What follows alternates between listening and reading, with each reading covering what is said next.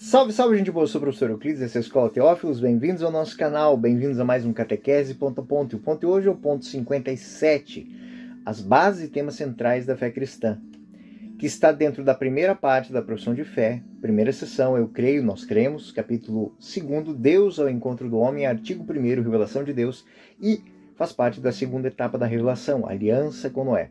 Ele é continuação do ponto número 55. O número 57 vai dizer o seguinte: esta ordem, ao mesmo tempo cósmica, social, religiosa, da pluralidade das nações, destina-se a limitar o orgulho de uma humanidade decaída, que, unânime à sua perversidade, pretendia fazer-se por si mesma a própria unidade, à maneira de Babel. Mas, por causa do pecado, quer o politeísmo, quer a idolatria da nação e do seu chefe, são uma contínua ameaça de perversão pagã à economia provisória.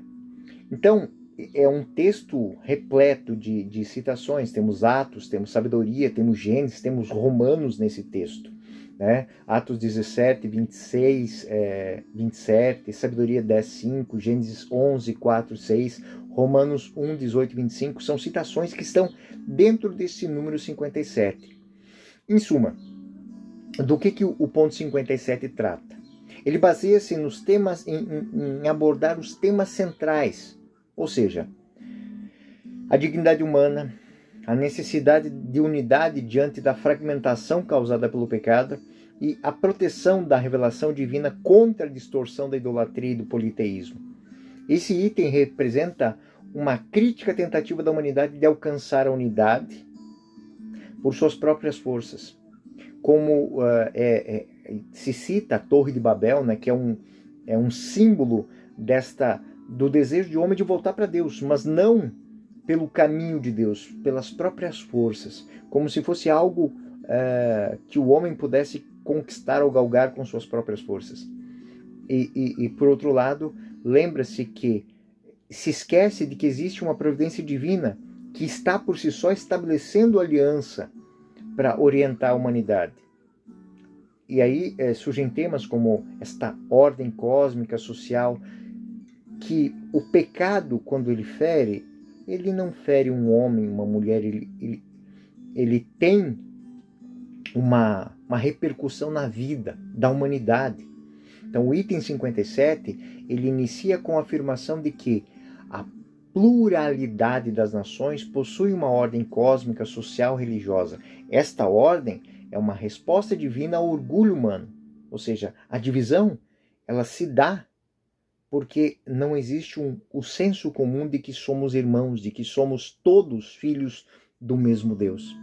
A primeira parte da reflexão fundamental para entender que a diversidade das nações, das culturas, foi criada por Deus para limitar esta soberania da humanidade caída que tenta recuperar a unidade. Então esse símbolo da divisão, ele se dá porque o caminho da unidade é Deus, o caminho da unidade é o reconhecimento de Deus. E quando o homem tenta fazer isso através das suas estruturas, ele não consegue, porque isso é fragmentário. Atos 17, 26, 27 vai dizer o seguinte: ele fez todas as nações a partir de um só sangue, determinou o tempo e os limites de suas habitações para buscarem a Deus, ainda que tateando e pudessem achar. Este versículo ele vai destacar que a diversidade é parte do plano de Deus para que as nações busquem a verdade e busquem a Deus.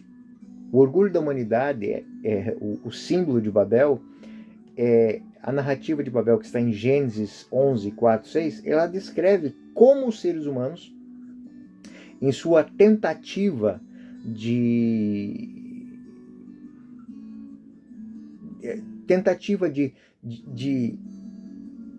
unificar e chegar aos céus por suas próprias forças, eles desafiam a ordem divina.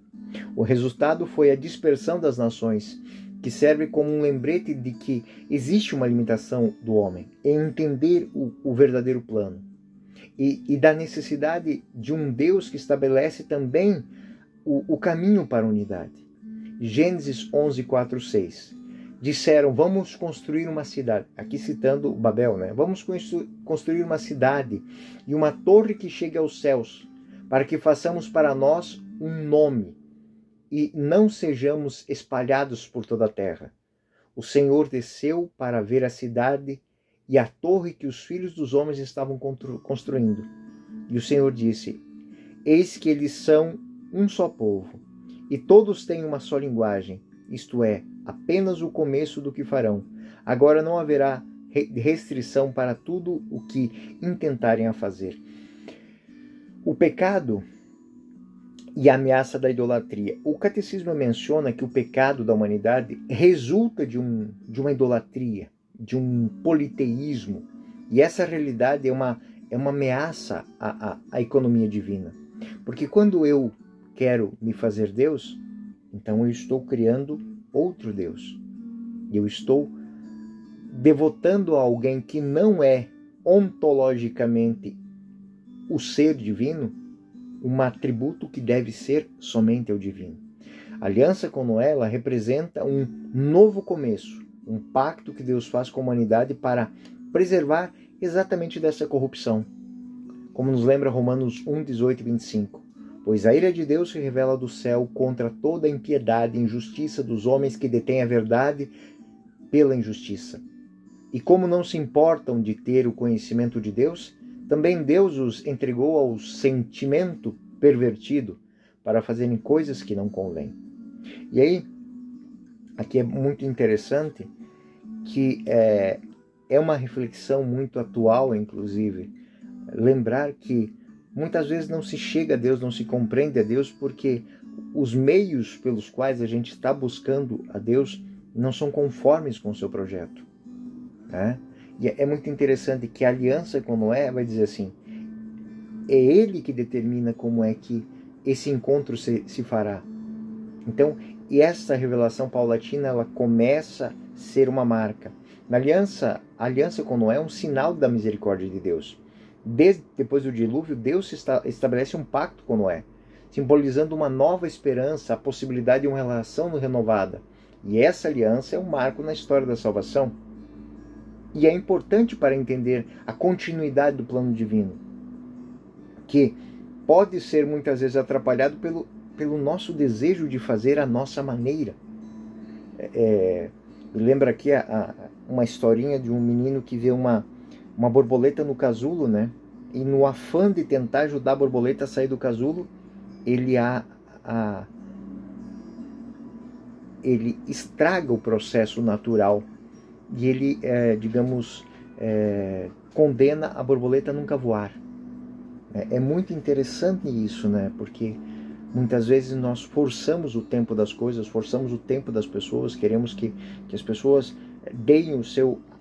façam o seu ato de fé, sem lembrar que elas ainda não contemplam aquilo que é o básico para isso, entendimento. Né?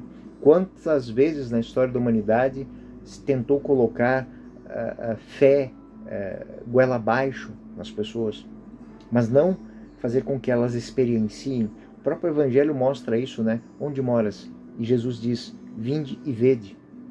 Né? O bonito seria que as pessoas pudessem encontrar isso, né? O bonito seria, o lindo seria que as pessoas pudessem se encontrar com Deus. Então, de uma maneira natural. Gênesis 9, 8, 11. Deus disse a Noé e aos seus filhos, eis que estabeleço minha aliança convosco e com toda a vossa descendência. Nunca mais será destruída toda a carne pela água do dilúvio, nem haverá mais dilúvio para devastar a terra. E aqui nós temos a relevância da aliança na teologia cristã. Teólogos como Santo Agostinho, Santo Tomás de Aquino ressaltam que essa aliança é a marca de que Deus está presente e quer relacionar-se com a humanidade. Santo Agostinho vai citar assim, a aliança é um ato da graça de Deus, ela é um convite à humanidade para que responda à iniciativa de amor de Deus. Enfim, caros catequistas e teólogos, o item 57 do Catecismo da Igreja Católica, ele vai enfatizar que a história da humanidade ela é marcada pelo pecado, mas também ela é marcada pela misericórdia de Deus. É uma história de esperança. A pluralidade das nações, diversidade de culturas, são parte do plano divino, que não abandonou a humanidade a um ego meramente humano, mas continuamente busca tocar no coração de cada um e trazê-lo de volta, como uma relação de unidade e de fidelidade. Um só coração, uma só alma em Deus. Não nos nossos interesses pessoais, particulares, digamos assim, corporativos. Essa unidade é uma unidade que desconfigura, destrói a ideia de que Deus quer que sejamos um nele. Um só coração, uma só alma em Deus. Este foi o ponto número 57. Eu sou o professor Euclides, essa é a Escola Teófilos. Bem-vindos, a cada uma dessas nossas ações. Este foi mais um Catequese Ponto a Ponto. Fiquem com Deus. Até o próximo ponto.